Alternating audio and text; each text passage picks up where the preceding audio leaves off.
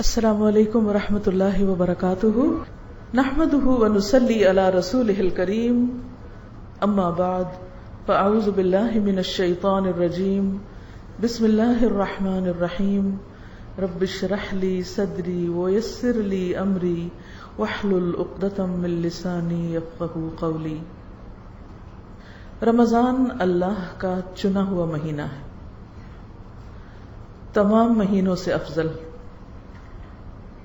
ہم سب کے لیے باعث رحمت، جس میں رحمت کے دروازے کھول دیے جاتے ہیں، جنت کے دروازے کھول دیے جاتے ہیں اور جہنم کے دروازے بند کر دیے جاتے ہیں،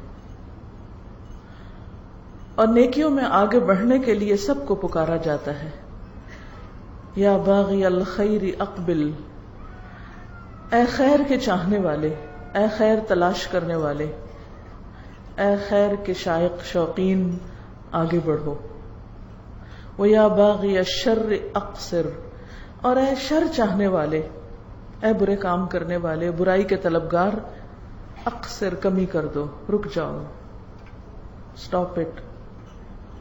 رمضان تبدیلی کا مہینہ ہے، رمضان اللہ کے قریب ہونے کا مہینہ ہے۔ ہم سب اس وقت اپنے آپ سے پوچھیں کہ یہ رمضان میرے لیے ایک یونیک رمضان کیسے ہو سکتا ہے؟ زندگی میں ہم نے کئی رمضان دیکھے ہیں، رمضان ہر سال لوٹ کر آتا ہے، یہ ہمارے لیے کوئی نئی چیز نہیں، لیکن آخر وہ کیا بات ہے، وہ کیا خاص چیز ہے کہ جو ہمیں اس رمضان میں حاصل کرنی، جو ہم نے اب تک حاصل نہیں کی؟ ہم اس رمضان میں اپنے لیے کیا چاہتے ہیں؟ میرے لیے وہ کون سا سب سے اہم ترین گول ہے؟ میرے لیے رمضان کے اعتبار سے وہ کون سی ٹاپ پرائرٹی ہے؟ وہ کون سی ایک خاص چیز ہے کہ جس پر میں نے کام کرنا ہے پورا رمضان، اور پھر اینڈ پر دیکھنا ہے کہ کیا وہ چیز میرے اندر آئی ہے یا نہیں؟ رمضان تو چونکہ رحمتوں کا مہینہ ہے، رحمت کے دروازے کھلتے ہیں تو ہر طرف سے خیر و بھلائی آتی، آپ بہت کچھ سمیٹ سکتے ہیں، لیکن بہت ساری چیزیں ایک خاص چیز کی طرف انسان کو لے جاتی ہیں، اور وہ چیز کیا ہے؟ اللہ کے مزید قریب ہونا، اللہ کی قربت، تقرب اللہ، اللہ کے قریب ہونا، روزہ رکھ کر اللہ کے قریب ہونا، تراویح پڑھ کر اللہ کے قریب ہونا، دعا کے ذریعے اللہ سے قریب ہونا، ذکر کے ذریعے، صدقہ خیرات کے ذریعے، ہر چھوٹی اور بڑی نیکی اور خیر اور بھلائی کے کام کے ذریعے، کچھ بھی میں کروں، میرا مقصود، میرا مطلوب، میرا گول کیا ہو کہ اس کے ذریعے مجھے کیا ملے؟ کیونکہ انسان جب محنت کرتا ہے، کوشش کرتا ہے، تو یقیناً اس کا کوئی بدلہ چاہتا ہے، کوئی صلہ چاہتا ہے۔ مثلا آپ کسی بھی چیز کی طرف جا رہے ہوتے ہیں، کوئی بھی سفر اختیار کرتے ہیں، تو آپ کی کوئی منزل ہوتی ہے جہاں آپ کو پہنچنا ہوتا ہے۔ مثلا آپ گھر سے نکلے، یہاں آنے کے ارادے سے آپ نے اپنی گاڑی انہی سڑکوں پہ ڈالی اور ایک خاص جگہ پر آ کر پہنچے۔ اگر یہ ایڈریس آپ کو معلوم نہ ہوتا تو خواہ آپ 1 گھنٹہ بھر گاڑی چلاتے، آپ یہاں نہیں پہنچ سکتے تھے۔ تو یہاں پہنچنے کے لیے سب سے پہلی چیز کیا کہ آپ نے راستہ معلوم کیا اور منزل کا پتہ لگا کر وہاں پہنچے۔ ہمیں بھی رمضان میں اپنی منزل کا پتہ ہونا چاہیے، کہاں پہنچنا ہے، یہ سب کچھ کیوں کرنا ہے۔ میں آج دورہ قرآن سننے جا رہی ہوں، میں قرآن کی تلاوت کر رہی ہوں، میں قرآن پڑھا رہی ہوں، میں ذکر کر رہی ہوں، میں کھانا بنا رہی ہوں کہ کسی کو کھلا سکوں، کسی کا روزہ افطار کرا رہی ہوں، کسی کے لیے سحری بھجوا رہی ہوں، کسی کے لیے راشن کا بندوبست کر رہی ہوں۔ کیوں کر رہی ہوں، کیا چاہتی ہوں، مجھے کیا حاصل کرنا ہے. ایک ہی چیز ہر وقت ذہن میں گونجتی رہے، مجھے اللہ کا قرب چاہیے، اس کے سوا کسی اور چیز پہ راضی نہ ہو. مجھے ہر کام سے اللہ کا قرب چاہیے. جب روزہ رکھ رہے ہوں، سحری کے لیے اٹھے، نیند سے آنکھ نہیں کھل رہی، تھکے ہوئے ہیں رات کے، لمبا قیام کر کے سوئے، اب اٹھا نہیں جا رہا. کیوں اٹھنا ہے؟ کس کے لیے اٹھنا ہے؟ اللہ کے لیے اٹھنا ہے. اس تکلیف سے، نیند توڑنے سے کیا چاہیے؟ اللہ کا قرب چاہیے. مجھے اللہ کے قریب ہونا ہے، کیونکہ میرے لیے وہ ہستی سب سے اہم ہے. باقی سب تو اس کی مخلوق ہیں. کوئی پیارے سے پیارا انسان آپ کا اس کی کریشن ہے. کوئی محبوب سے محبوب ترین چیز آپ کی، سونے چاندی کے ڈھیر، کریشن ہے اس کی. یہ نہیں، ان کا بنانے والا چاہیے، اس کی محبت چاہیے، اس کی رحمت چاہیے، اس کی معرفت چاہیے، اس کی پہچان چاہیے. دنیا میں جتنی بھی چیزیں ہیں، کل من علیہا فان، سب فنا ہونے والی ہیں، سب کچھ ختم ہو جائے گا. کسی بھی چیز کے پیچھے بھاگتے رہیں، جتنا چاہے بھاگیں، کوئی بھی چیز سمیٹیں، جتنی چاہے سمیٹ لیں، لیکن بالآخر ہر چیز کو ختم ہونا ہے. وہ سب چیزیں رکھی رہیں گی، آپ چلے جائیں گے دنیا سے. نہیں، مجھے ختم ہونے والی چیزیں نہیں، ان سے آگے کچھ چاہیے. وہ چاہیے جس کو کبھی فنا نہیں ہونا. حی لا یموت، جو زندہ ہے، جس پر کبھی موت نہیں آئے گی، جو ہمیشہ جاگتا ہے، جسے کبھی نیند نہیں آتی، جسے کبھی اونگ نہیں آتی. سب غافل ہو جاتے ہیں، وہ لمحے بھر کے لیے آنکھ جھپکنے کی دیر بھی غافل نہیں ہوتا. مجھے اس کو راضی کرنا ہے، مجھے اس کو خوش کرنا ہے. اس لیے رمضان کی ساری بھاگ دوڑ، سال کے 11 مہینے تو ہم دنیا کے پیچھے بھاگتے رہتے ہیں نا، لیکن رمضان کی ساری بھاگ دوڑ صرف اور صرف ایک اللہ کے لیے. ان صلاتی ونسکی ومحیایا ومماتی للہ رب العالمین لا شریک لہ وبذلک امرت وانا اول المسلمین. مجھے یہ نہیں دیکھنا کہ کوئی اور یہ کر رہا ہے یا نہیں. انا اول المسلمین، میں سب سے پہلے سر تسلیم خم کرنے والا. تو صبح سے لے کر رات تک کوئی بھی کام کرے، مثلا اٹھنے کے بعد آنکھیں نیند سے بھری ہوئی ہیں لیکن آپ اللہ کے حضور کھڑے ہیں، تو وہ بھی آسمانی دنیا پر قریب آ کر آپ کو پکار رہا ہے، مانگو جو مجھ سے مانگنا چاہتے ہو، میں دوں گا تمہیں. تو جب انسان کا کنیکشن اس کے ساتھ ہو جاتا ہے تو نیند جیسی چیز بھی چلی جاتی ہے. آپ نے دیکھو گا آپ گہری سے گہری نیند سوئے، لیکن اگر کوئی آپ کا محبوب ترین انسان آ جائے تو کیا آپ سوتے رہیں گے؟ سب چھوڑ کے آپ اٹھ کھڑے ہوں گے اور یہ ظاہر بھی نہیں کریں گے کہ میں نیند سے اٹھا ہوں. یہ ناگواری کے اثرات بھی نہیں آئیں گے. پھر آپ دیکھیے کہ آپ کچن میں جاتے ہیں، افطاری بناتے ہیں یا لگاتے ہیں، یا جو بنا رہے ہیں ان کو انسٹرکشنز ہی دیتے، کچھ بھی کرتے ہیں. اس وقت آپ کو احساس ہوتا ہے باقی سب گھر والے سو رہے ہیں، میں کیوں جاگ رہی ہوں؟ یہ کیا مصیبت ہے؟ سارے کام میرے ہی ذمہ ہیں، سب آرام کریں اور میں کام کروں. اس سے اچھا تھا عورت نہ ہوتی، کچھ اور ہوتی، عورت نہ ہوتی. اتنے کام کرنے پڑتے ہیں، اتنی ذمہ داریاں ہیں مجھ پہ. کیا سوچ آپ کا دل ٹھنڈا کر دے گی؟ کیا چیز آپ کے اندر ایک خوشی کی لہر دوڑا دے گی؟ کس چیز سے آپ پرسکون ہو کر شکر گزار ہو جائیں گے کہ اللہ تیرا شکر ہے، تو نے مجھے اس کام کے لیے چنا کہ میں سارے گھر والوں کے لیے سحری کا انتظام کروں، سب کو میں کھانا کھلاؤں. میں کیوں کھانا بنا رہی ہوں؟ میں کیوں سحری تیار کر رہی ہوں؟ میں کیوں کچن میں کھڑی ہوں جبکہ لوگ آرام سے ابھی سو رہے ہیں؟ کس کے لیے؟ کس کے لیے؟ اللہ کے لیے، تاکہ میرا رب مجھ سے خوش ہو جائے. سارا غم جاتا رہے گا، کیونکہ رب چاہیے. پھر اس کے بعد آپ سب کو کھلا چکتے ہیں, سب میز چھوڑ کے چلے جاتے ہیں. باقی کام کس کا رہ جاتا ہے؟ آپ کا رہ جاتا ہے. اور کبھی کبھی غصہ بھی آنے لگتا ہے, یہ کیا بات ہوئی, اٹس انفیئر, اور آپ برتن پٹکنے لگتے ہیں, غصے میں آ جاتے ہیں. روزہ رکھا ہوا ہے, غصے سے بھرے ہوئے ہیں, کیا فائدہ ہے ایسے روزے کا؟ ایک ایک برتن کیوں پیار سے اٹھاؤں, کیوں واش کروں یا واش کرنے کے لیے رکھوں؟ کس کے لیے؟ اپنے رب کے لیے. ہم دنیا بھر کے انسانوں کی خدمت کو باعث فخر سمجھتے ہیں.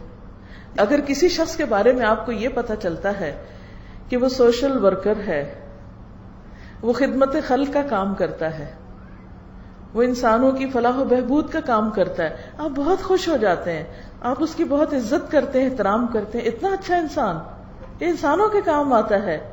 لیکن کیا وہ انسان نہیں جو آپ کے گھر میں ہے؟ گھر والوں کی خدمت, گھر والوں کی مدد کر کے آپ کے اندر وہ اطمینان کیوں نہیں آتا؟ آپ اس کو کام کیوں نہیں سمجھتے؟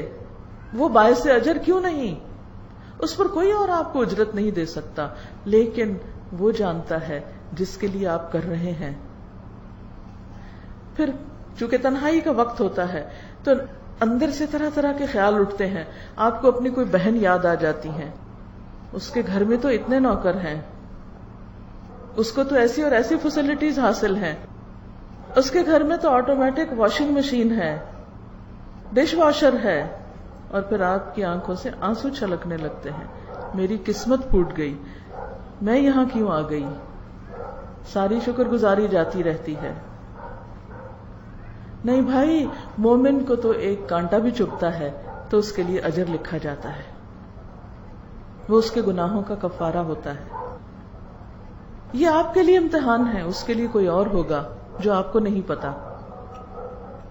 وہ ڈش واشر میں برتن ڈالتے ہوئے کسی اور بات پہ روتی ہوگی, آپ ڈش واشر کے لیے رو رہے ہیں, اس کے پاس ڈش واشر ہے وہ پھر بھی رو رہی ہے, اس کا ہم و غم کچھ اور ہے.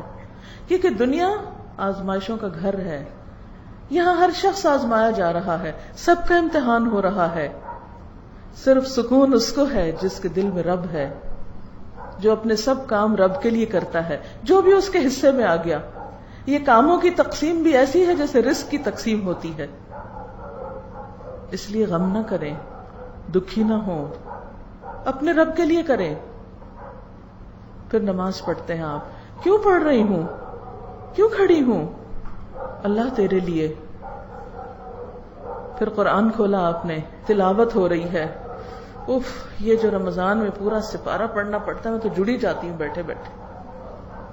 کیوں پڑھ رہے ہیں؟ نہ پڑھیں, بند کر دیں. نہیں, پڑھنا ہے. کس کے لیے؟ رب کے لیے, اس کے قریب ہونے کے لیے. جاب پہ جانا ہے, کام پہ جانا ہے, پھر پاؤں بوجھل ہونے لگتے ہیں. اب روزہ رکھ کے بھی کام پہ جانا ہے. کاش ہمارے لیے کوئی کمانے والا ہوتا. کتنی خوش قسمت ہیں وہ عورتیں جن کے گھروں میں کمانے والے ہیں اور وہ اس وقت سو رہی ہیں, آرام کر رہی ہیں. بھئی سونے والے اور کام کرنے والے برابر نہیں ہوتے. اگر اللہ نے آپ کے ذمے کوئی کام رکھ دیا ہے اور آپ کو ہمت توفیق دی اور کچھ صلاحیت دی اور آپ کام کرنے والے ہیں, تو کام کرنے والے کام نہ کرنے والوں سے بہتر ہیں. کیوں کروں کام؟ اللہ کے لیے, اللہ کی رضا کے لیے. گھر پر ہیں, آپ سونا چاہتے ہیں, بچے سونے نہیں دے رہے, ان کو اسکول جانا ہے, لیکن وہ اٹھ کے بیٹھ گئے ہیں, اب ان کو ناشتہ کرنا ہے. آپ کو نیند آ رہی ہے, آپ روزے کی حالت میں ہیں, ایک آ کے جگاتا ہے, دوسرا کچھ کہتا ہے, آپ کو غصہ آ جاتا ہے, آپ ایک چیخ لگاتے ہیں, چلے جاؤ یہاں سے. نہیں بھائی, میں روزے سے ہوں, چیخنا نہیں ہے بچوں کے ساتھ. کیوں نہیں چیخوں؟ اللہ کے لیے, روزے سے ہوں, ہر سٹیپ پر. پھر آپ کسی غریب کی مدد کے لیے نکلتے ہیں, کسی بیمار کی عادت کے لیے نکلتے ہیں. اوہ, اس کو بھی رمضان میں بیمار ہونا تھا.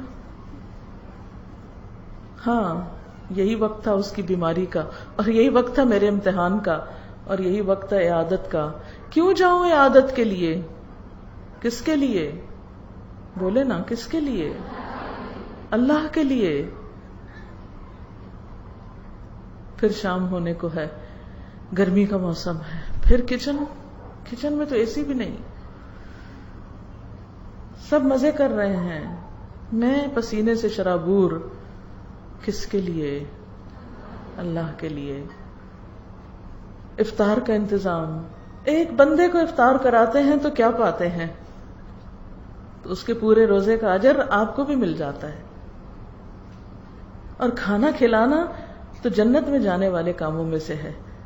حضرت عبداللہ بن سلام کہتے ہیں کہ جب نبی صلی اللہ علیہ وسلم مدینہ تشریف لائے تو آپ کی یہ بات میرے دل میں اتر گئی کہ آپ فرما رہے تھے، یا ایھا الناس افشوا السلام واطعموا الطعام وصلوا والناس نیام تدخلوا الجنۃ بسلام.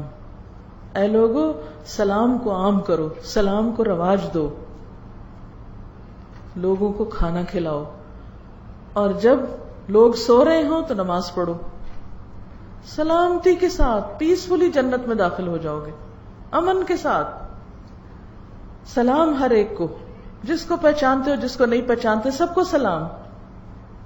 اس سے آپ سارے لوگوں کے ساتھ، صرف اپنے رشتہ دار اور دوست نہیں، سب لوگوں کا حق دے رہے ہیں، سب آپ سے امن میں ہیں. پھر کھانا کھلا رہے ہیں، لوگوں کی تکلیف بھوک دور کر رہے ہیں، اور پھر اللہ کا حق بھی دے رہے ہیں. تو جو شخص بندوں کا حق اور اللہ کا حق دیتا ہو، دنیا میں بھی اس کے دل میں سکون ہی سکون ہوگا، اور آخرت میں بھی امن ہی امن، چین، سکون.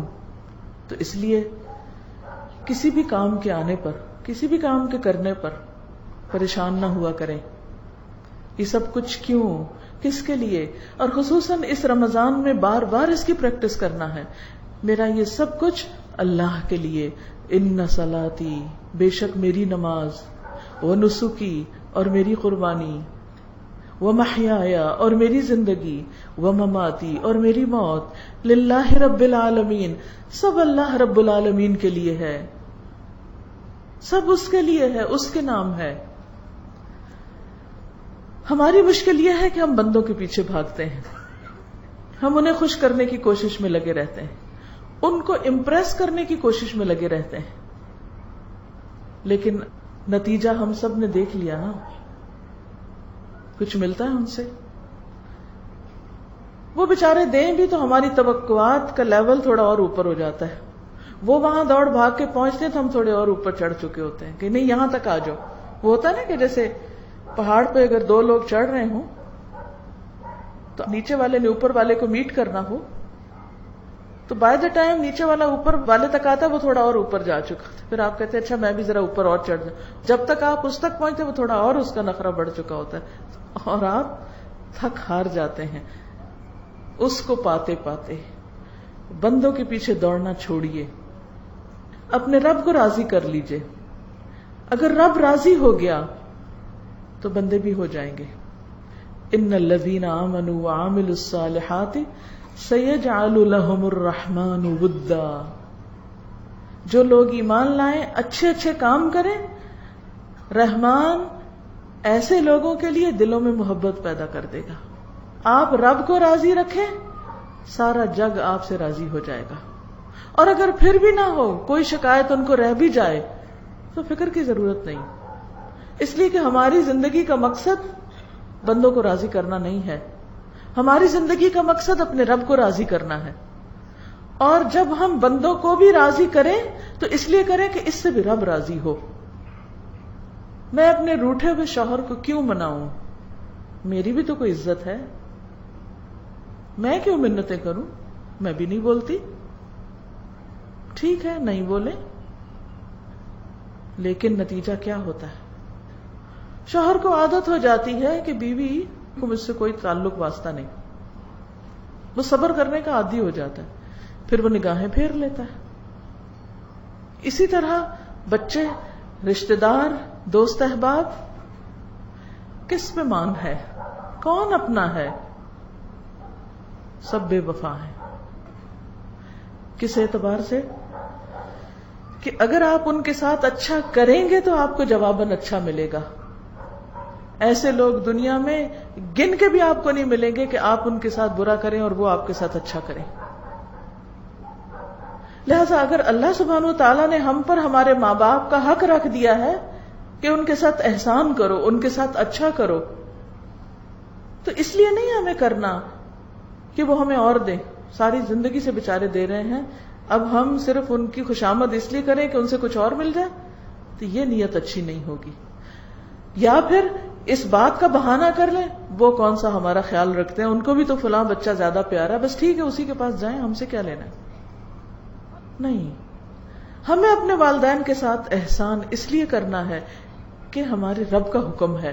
ہمارا رب ہم سے یہ چاہتا ہے، اپنے رب کو راضی کرنے کے لیے والدین کو راضی کر رہے ہیں، چاہے والدین ہمارے حقوق نہیں دیتے، چاہے وہ ہم پر کسی اور بچے کو فوقیت دیتے ہیں، لیکن ہم نے اس لیے کرنا ہے کہ ہمارے رب نے فرمایا ہے، اور وہ ہمیں کبھی غلط مشورہ نہیں دے سکتا. اس کا ہر حکم، اس کی ہر بات ہمارے فائدے میں ہے. تو اس لیے اس رمضان میں اپنے اندر بار بار ہر کام کرتے وقت ایک ہی چیز دہرانی ہے، رب کے لیے، میں رب کے لیے، میرا ہر عمل رب کے لیے، میرے روزے، میری نماز، میری قربانی، میرا صدقہ خیرات، میری بندوں کی خدمت، ہر چیز میرے رب کے لیے. اور آپ کو پتہ ہے کہ رب کتنی زیادہ جزا دے سکتا ہے؟ اس وقت جب ہر ایک کو اپنی پڑی ہوگی. آپ دیکھیں کہ جب ہر ایک کو اپنی پڑتی ہے نا دنیا میں بھی، تو کوئی آپ کو نہیں پھر پوچھتا، ہر ایک کو اپنا ہی فکر ہوتا ہے، وہ اپنے آپ کو سنبھالنے میں لگے ہوتے ہیں. تو قیامت کے دن سب کو کس کی پڑی ہوگی؟ کون کس کے لیے سوچ رہا ہوگا؟ ہر ایک کو اپنی پڑی ہوگی. تو اس وقت اگر آپ نے اس دنیا میں اپنے رب کے لیے، اپنے رب کی خوشی کے لیے سب کام کیے اور اس کو راضی کر لیا، تو اس وقت پھر کوئی مشکل نہیں. وہ کہتے ہیں نا، روزہ دار کے لیے دو خوشیاں ہیں، ایک خوشی جب وہ افطار کرتا ہے اس وقت، اور دوسری اپنے رب سے ملاقات کے وقت. رب سے ملاقات اور رب کا دیدار یہ اتنی بڑی چیز ہے کہ دنیا میں تو ممکن بھی نہیں. کیونکہ دنیا میں اس وقت کریشن میں سے سب سے مضبوط چیز کیا ہوتی ہے؟ پہاڑ. پہاڑ سب سے مضبوط آپ کی چیز نظر آتی ہے نا. اور پہاڑوں میں سے ایک بہت مضبوط پہاڑ تھا، نام کیا تھا اس کا؟ طور، جس کی قسم اللہ نے کھائی. جب موسیٰ علیہ السلام نے یہ خواہش ظاہر کی کہ اللہ میں آپ کو دیکھنا چاہتا ہوں، رب ارنی، تو اللہ تعالیٰ نے کیا فرمایا؟ لن ترانی، تم دیکھ سکتے ہی نہیں، پاسبل نہیں، یہاں ممکن ہی نہیں، تمہارے اندر وہ کیپیسٹی ہی نہیں. وَلَكِنِ انظُرْ إِلَى الْجَبَلِ، پہاڑ کو دیکھو، فَإِنِ اسْتَقَرَّ مَكَانَهُ فَسَوْفَ تَرَانِي، اگر یہ اپنی جگہ رہ گیا تو تم بھی مجھے دیکھ لو گے. فَلَمَّا تَجَلَّى رَبُّهُ لِلْجَبَلِ، تو کیا ہوا؟ جب اللہ نے اس پہاڑ پہ تھوڑی تجلی ڈالی تو پہاڑ کا حال کیا ہو گیا؟ ریزہ ریزہ. اور موسیٰ کا حال کیا ہو گیا؟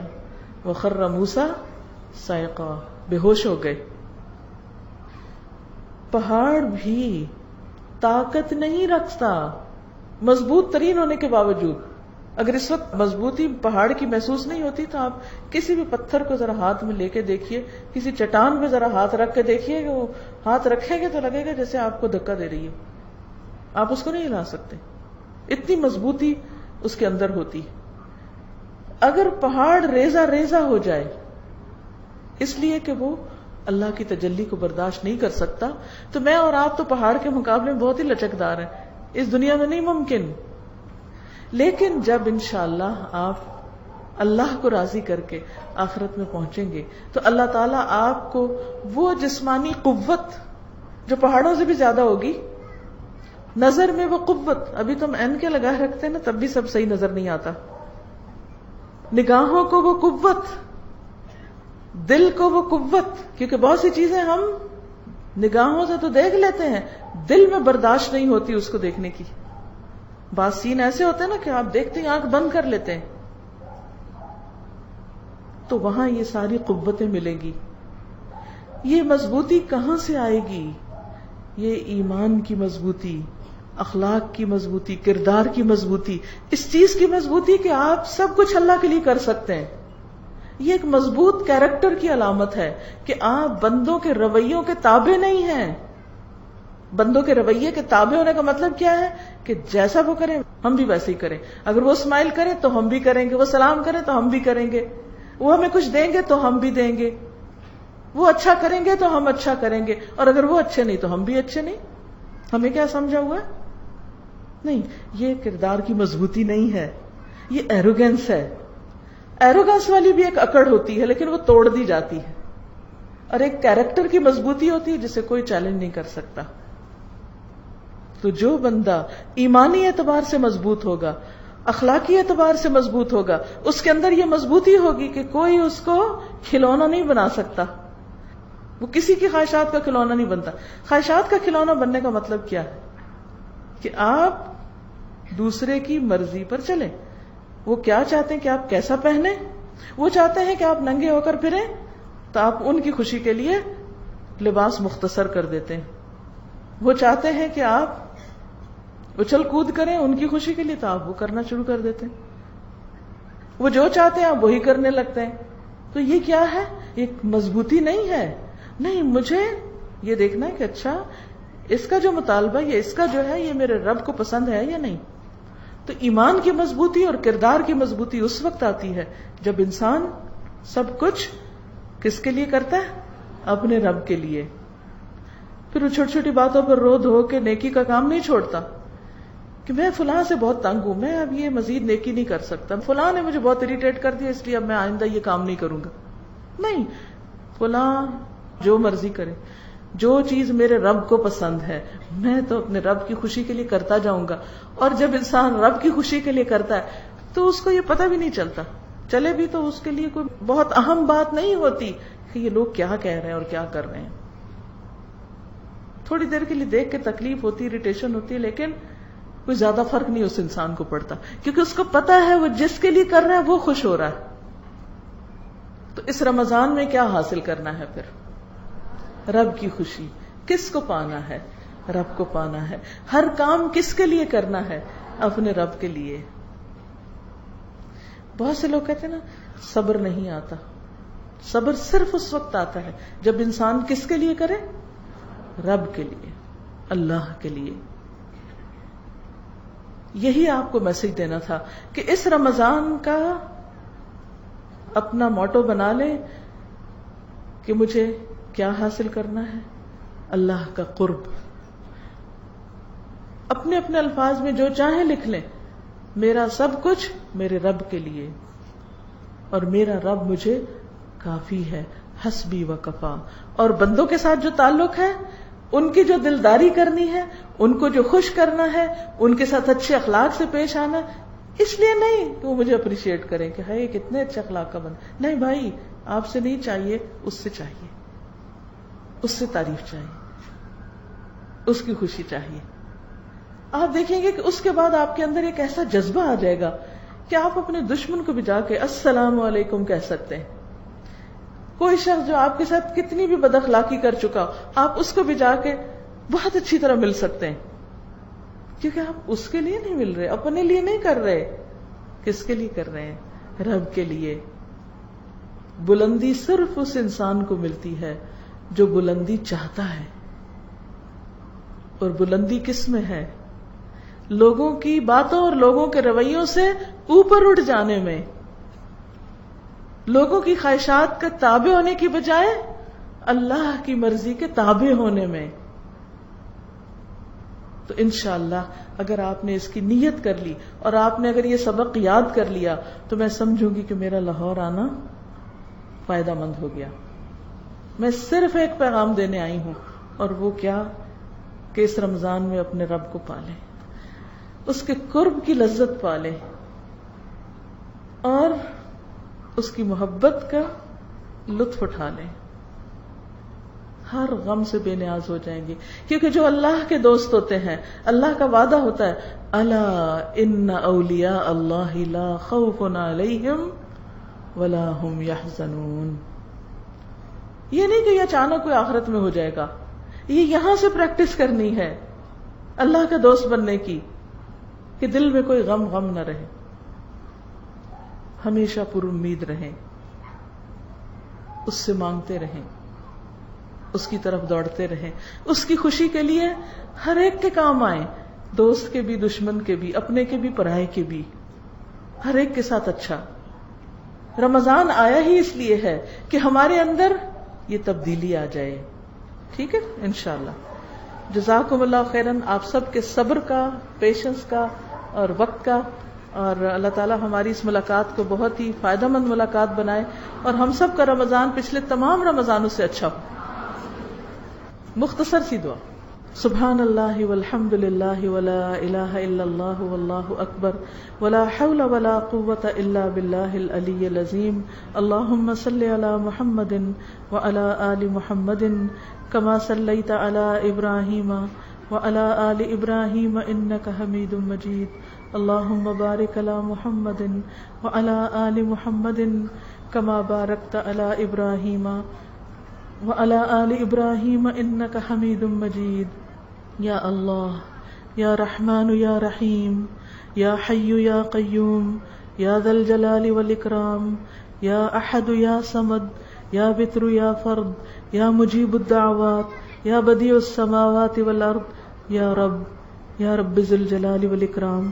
تو ہم سب کو ایمان عطا فرما، اخلاص عطا فرما، تقوی نصیب فرما، اچھے اخلاق عطا فرما، ہمارے اندر ایمان کی ایسی مقدار پیدا کر دے کہ ہم نیکیوں کا شوق رکھیں اور برائیوں سے بچ سکیں۔ یا اللہ ہماری اولادوں کو ہدایت دے، اللہ انہیں سیدھے راستے پر چلا، ہماری آئندہ جنریشنز کو بھی ایمان پر ثابت قدم رکھنا۔ یا اللہ ہم سب کا یہ رمضان بہت عمدہ رمضان گزرے، اور ہم سب تیرے اور زیادہ قریب ہو جائیں، تیرے مقرب بندوں میں شامل ہو جائیں، تو ہم سب کو معاف کر دے۔ یا اللہ اس مجلس کے اہتمام میں جس نے جو حصہ ڈالا ہے، اللہ ان سب کو جزائے خیر عطا فرما، سب کے وقت، مال، جان، عزت، آبرو، ہر چیز میں برکت پیدا کر دے اور ان کی حفاظت فرما۔ یا رب العالمین ہم سب کو معاف کر دے، اور ہم نے جو کچھ سیکھا ہے ہمیں اس پر عمل کرنے والا بنا دے۔ سب بیماروں کو صحت عطا فرما، سب دکھی لوگوں کے دکھ دور فرما، جتنی بہنیں آئی ہیں ان کے دلوں میں جو دعائیں ہیں، نیک تمنائیں ہیں، ان کو پورا فرما۔ ربنا تقبل منا انك انت السميع العليم وتب علينا انك انت التواب الرحيم، وصلى الله تعالى على خير خلقه محمد وعلى آله واصحابه واهل بيته اجمعين برحمتك يا ارحم الراحمين الہی آمین۔ سبحانك اللهم وبحمدك نشهد ان لا اله الا انت نستغفرك ونتوب اليك۔ السلام علیکم ورحمۃ اللہ وبرکاتہ۔